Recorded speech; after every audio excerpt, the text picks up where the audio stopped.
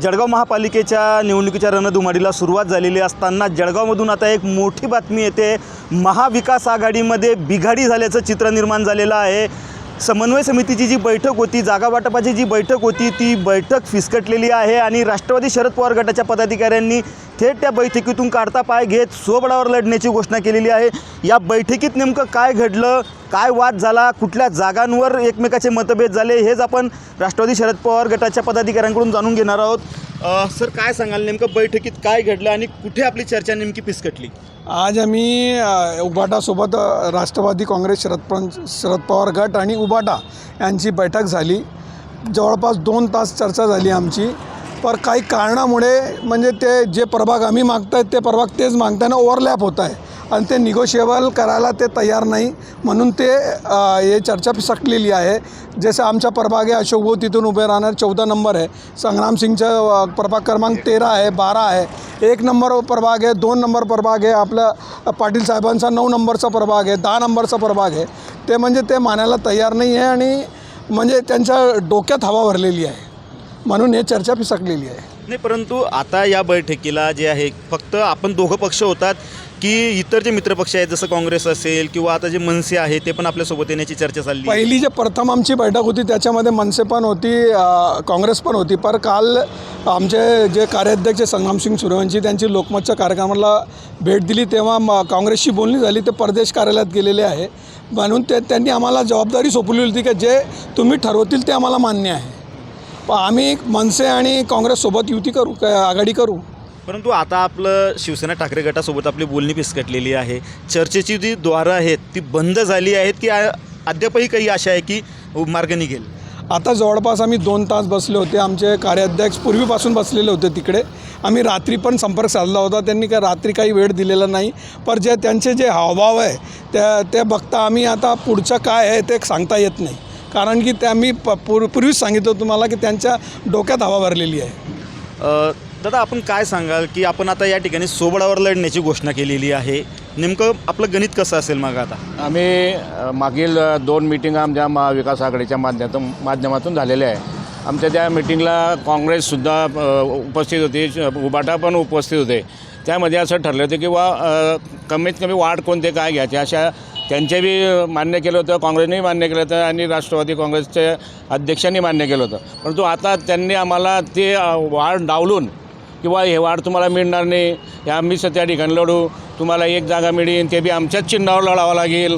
त्यामुळे आम्हाला असं ते एवढा समन्वय आपण एवढ्या दिवसापासून ठेवत होतो आणि आज सावंत साहेबांकडून आम्हाला अपेक्षा होती की जेणेकरून समन्वयाच्या माध्यमातून जागा मिळतील। परंतु सावंत साहेबांच्या आणि जिल्हाध्यक्षांच्या डोक्यात काहीतरी वेगळीच हवा भरल्यामुळे असं वाटतं की आता आम्ही या राष्ट्रवादी काँग्रेस शरदचंद्रजी पवार गटाकडनं 75च्या 75 जागावर आम्ही लढणार आहे। कारण आमच्या जो 45 उमेदवार ऑलरेडी आम्ही तयारीला लागलेले होते। आमचा जो उमेदवार सर्व ठिकाणी आहे, परंतु एखाद्या समन्वयाच्या माध्यमातून जर युती महाविकास आघाडी टिकायची असेल तर म्हणून आम्ही हा तोडगा काढलेला होता आणि या माध्यमातून आम्ही सामोरे जात होते। निश्चित दादा, मला आपल्याकडून जाणून घ्यावं लागेल की नेमकं आता त्या बैठकीमध्ये जसं याच बाईंनी सांगितलं, अशोक भाऊंनी सांगितलं की डोक्यात हवा गेलेली आहे, नेमकी कोणाच्या डोक्यात हवा गेलेली आहे आणि आपल्याला कसं जाणवलं की तुम्हाला कुठेतरी अंडर एस्टिमेट केलं जातं आहे, कुठेतरी कमी लेखलं जातं आहे? पहिली गोष्ट, सावंतसाहेब बऱ्याच दिवसानंतर आज या दौऱ्याला आलेले आहे। जळगावची वास्तव परिस्थितीचा त्यांना अंदाज आलेला नाही किंवा इथल्या स्थानिक नेत्यांनी त्यांना चुकीची फीडिंग त्या ठिकाणी दिलेली दिसते 100%। सावंतसाहेबांना जेव्हा लोकसभेच्या वेळेसही राष्ट्रवादीने सीट दिली, विधानसभेच्या वेळेसही राष्ट्रवादीने शहरात सीट दिली, शिवसेना उबाटा गटाबरोबर राष्ट्रवादीने नेहमी समन्वय ठेवलं आणि आता आम्हाला अपेक्षा होती की महापालिकेच्या वेळेस उबाटा गट ह्या ज्या 2 गोष्टी लोकसभेच्या वेळेस आणि विधानसभेच्या वेळेस शहराची जागा जी उबाटाला आम्ही दिली विश्वासाने, तर ह्यावेळेस ते तरी आम्हाला सन्मानजनक स्थितीने आम्हाला ते त्यावेळेस सोबत घेतील या अपेक्षेने दिलं होतं। पण ती अपेक्षा भंग या ठिकाणी होताना दिसते। आम्ही ज्या सीट त्यांना दिलं त्याचीच हवा त्यांच्या डोक्यात गेलेली आहे, कारण की मशाल ही विधानसभेची सीट राष्ट्रवादीचीच होती, लोकसभेची सीट राष्ट्रवादीचीच होती, आम्ही ती उबाटाला दिली समन्वय साधून। आणि आता महापालिकेला आम्हाला ही अपेक्षा होती की कार्यकर्त्यांच्या निवडणूक आहे तेव्हा उबाटा गट आमच्यासोबत राहील, खांद्याला खांदा मिळून राहील, म्हणून आम्ही सुरुवातीपासून स्वतःहून त्यांच्याकडे निरोप पाठवायचो, स्वतःहून त्यांना वारंवार त्या ठिकाणी भेटीगाठीसाठी निरोप पाठवले। बऱ्याचदा त्यांच्या भेटीगाठी झाल्याने व्यस्तता होती। आज एकजुटीने लढायचे दिवस होते, पण आमची अपेक्षा असतानाही आम्हाला संबंधजनक स्थिती त्या ठिकाणी नाही. पण या ठिकाणी उद्या जिल्हा बैठकीत आमचा पुढचा निर्णय स्वबळाचा आम्ही कार्यकर्त्यांना उद्याच्या दिवशी आदेश त्या ठिकाणी देऊ. आता सोबळाचा लढण्याचा निर्धार आपण करतायत, परंतु आपली आता रणनीती नेमकी काय असेल? मनसे सोबत घेणार, काँग्रेस सोबत घेणार? वरिष्ठांना तुम्ही नेमकं कसं समजवणार की या ठिकाणी तुम्ही सोबळाचा निर्णय जो घेण्याचा निर्णय घेतलेला आहे त्याचं कारण काय आहेत, कसं समजवायला? वरिष्ठांनी आम्हाला सांगितलं होतं महाविकास आघाडीचाच आपल्याला पर्याय पुढं न्यायचा आहे. पण त्याचबरोबर वरिष्ठांनी हेही सांगितलं होतं की जर स्थानिक सगळ्यांची एकजुटीने हा निर्णय झाला की आपल्याला स्वबळावर लढायचं, तर त्याला प्रदेश स्तरावरनं आम्हाला पाठिंबा राहील.